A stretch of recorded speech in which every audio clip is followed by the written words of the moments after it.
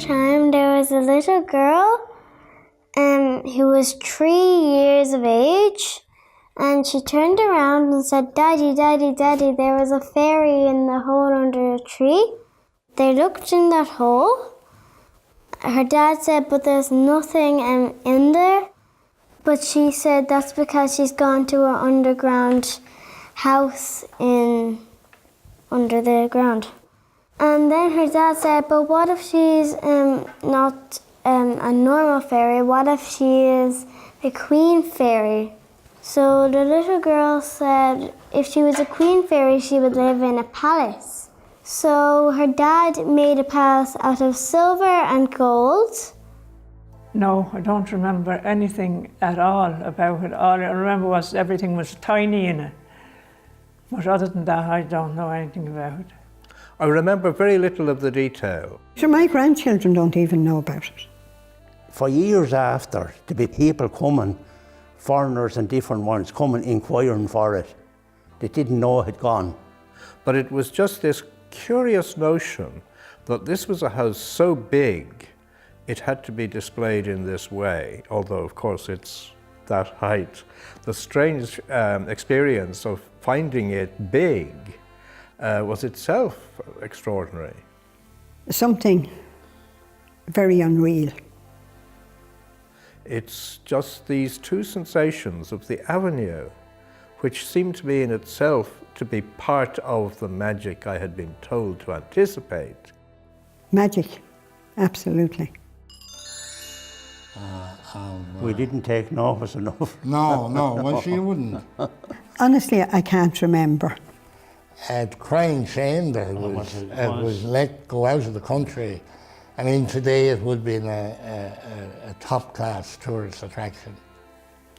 From Dublin, Arklow, and right at Tinnock Railway Bridge, then second left turn.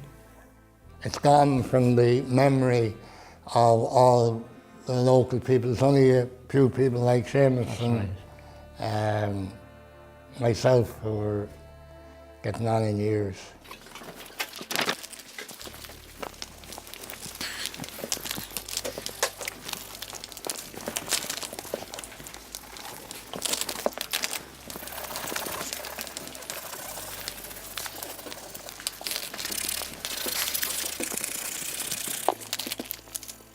I come on a lorry with a container.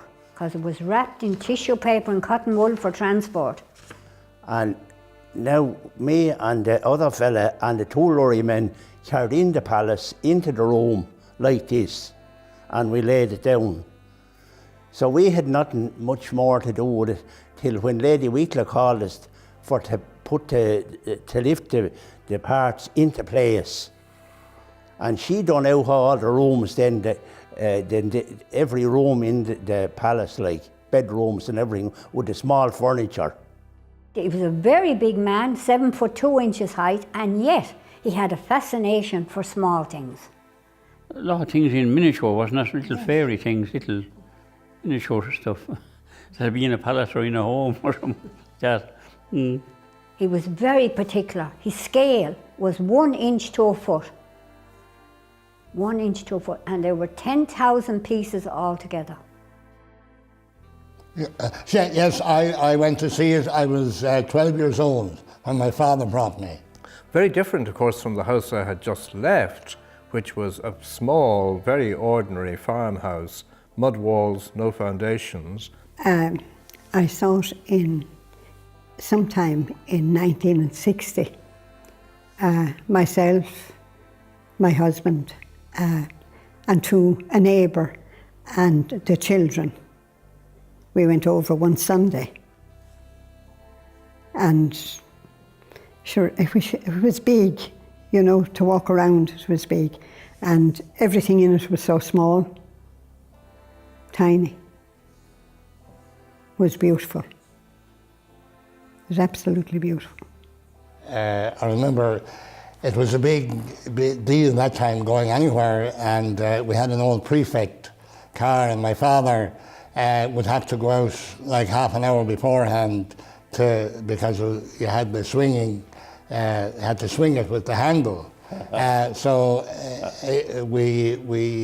We got going anyway and out to Ballinstraw. And there were massive, the Sunday we were there were massive crowds there. There was cars all over the shop parked out on the road. And as far as I can remember, we had to walk up the avenue to get in. It was like some avenue into an entirely different world. That itself was beginning to be magical or otherworldish, and in a very positive way. This was going to be good. This is a unicorn, this is the castle, this is all the grass. And here's the sun, somehow alive. And there's a few clouds and the green grass. This is a fairy saying yay, who owns the palace. This is the castle. These are the two fairies that live in the castle, and this is the unicorn. This is the unicorn, this is the palace, and these are the people who live in it. This is the palace, and it's all colourful, and these are the windows with all designs on it. This is my palace. This is the fairy that lives there. One of the unicorns flying around, and there's a guard unicorn. This is the fairy. This is the whole castle. This is one of the unicorns. This is the good unicorn. This is the bad unicorn. This is the fairy who lives in the castle. And these are all the stairs up to the bedrooms. The towers and the unicorn on the roof. And the flag saying Fairyland.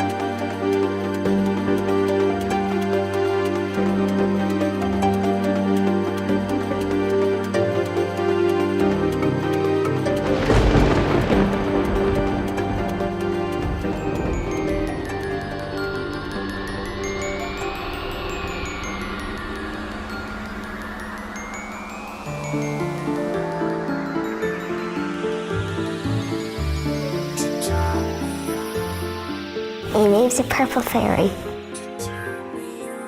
Purple. In a tree.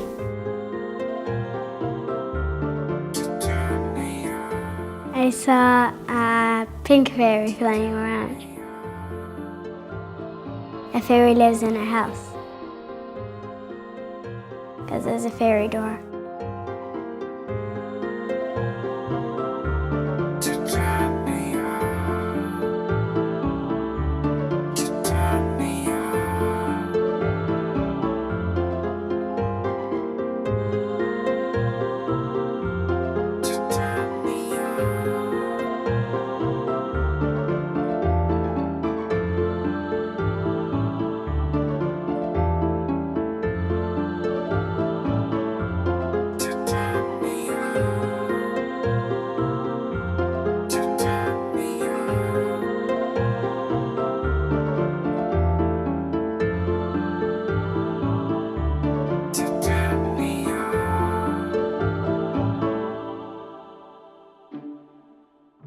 And it had given over £80,000 to children's charities when I was leaving. And it had been all over the world then. United States, Buenos Aires, Newfoundland, Holland, New Zealand, Scotland, Wales, Australia, Canada, Northern Ireland and the Irish Free State.